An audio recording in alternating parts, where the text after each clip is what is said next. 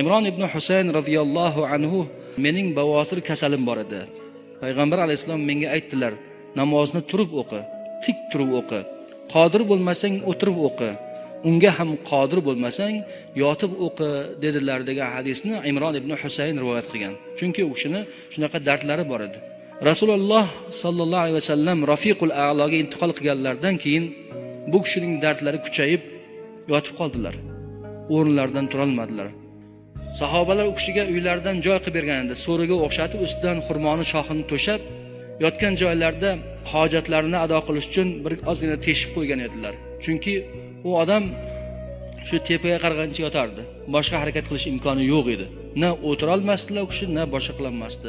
Shu yotishlarda 30 yil yotdi, 30 yil. 30 yil davomida u kishi sabr qildilar va hadis rivoyat qildilar.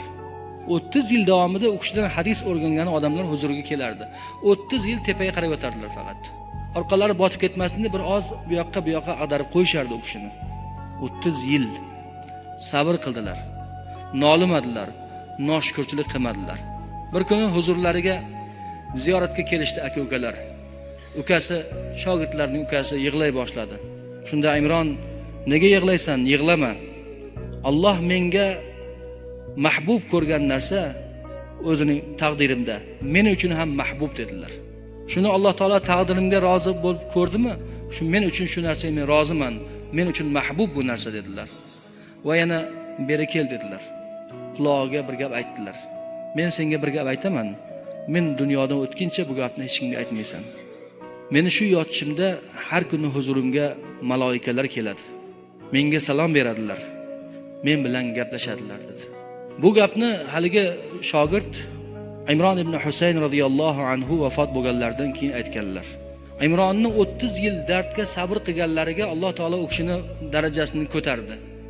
Har kuni huzurlariga maloikalarni yubordi. Maloikalar u kishiga salom beradigan bo'ldi.